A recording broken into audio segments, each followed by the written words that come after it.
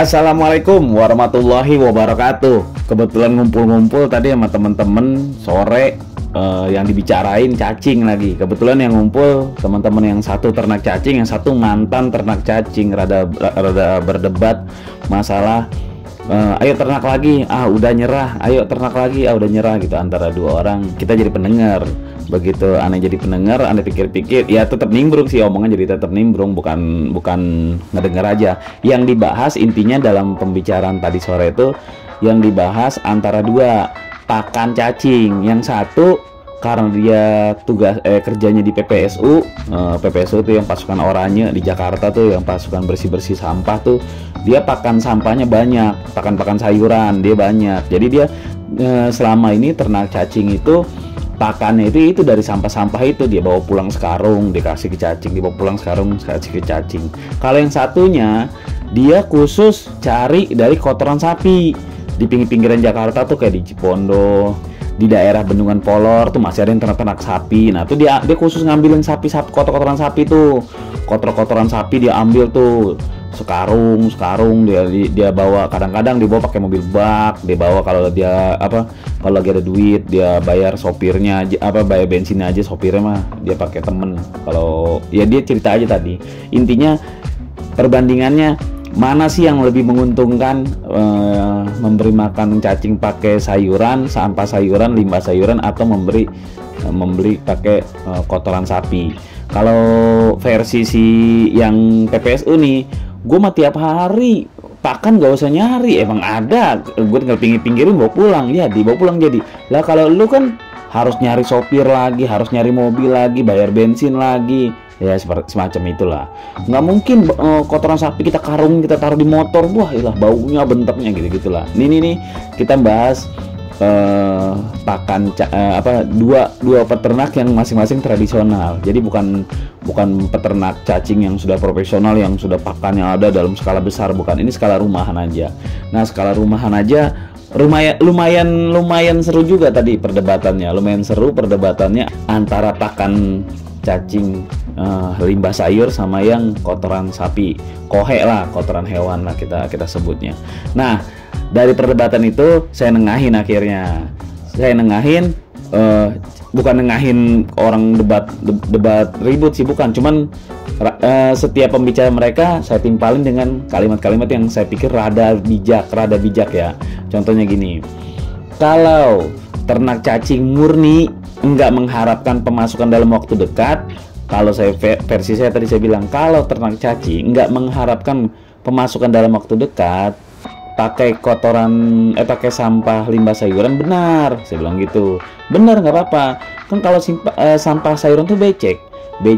Terus kalau kita mau bikin pupuk cacingnya, begitu kita mau pindah media atau kita mau ngasih makan terus kan, dia kan becek tuh. Kita tuh harus nyaringnya, benar-benar nyaring. Sampah-sampah bergelumbar sampah, terus bau busuk lagi kadang-kadang. Sampah-sampah sayuran tuh kalau dia tuh rada-rada bau, mancing laler juga, rada becek lah, rada nggak enak dilihat lah. Bener nggak? Ya bener sih, tapi kan kalau ini kan tertutup gitu ya, gitu-gitulah dia ngomong apa aja. Tetap yang PPSU membela diri. Intinya dia bisa memberi makan cacingnya tanpa harus keluar duit gitu. Kalau yang PPSU bener sih, yang PPSU cerdas, memanfaatkan apa yang ada. Tapi kalau yang dari limbah sapi nih, yang kotoran sapi, dia bilang apa? Lah, kalau dia mah per 2 minggu, per 1 minggu, kalau dilihat udah rada halus tuh, tinggal dia saring, dipak-pakin, dijual pupuk pupuk cacing dijual murah aja. Sekilo 2 kilo goceng, dikasih berapa, dibikin packaging. Jadi pemasukan dari situ terus.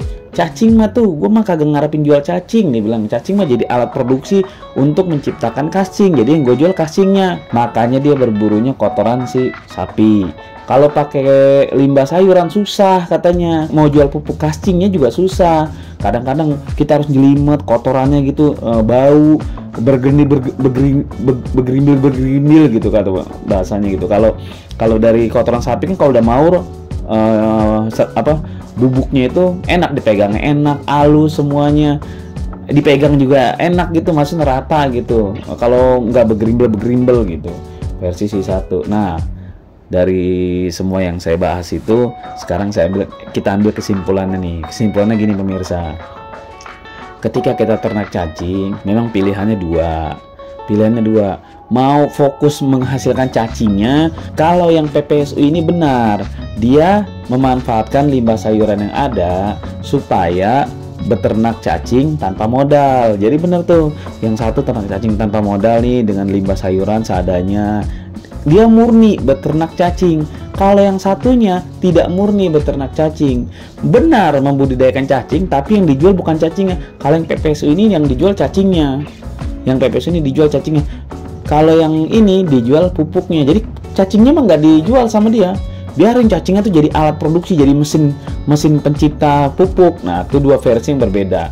Nah, pemirsa, kalau pemirsa mau ternak cacing, pastiin dulu tujuannya yang mana nih. Kalau tujuannya casting, mau fokus di casting, gunakanlah kotoran sapi atau kohe.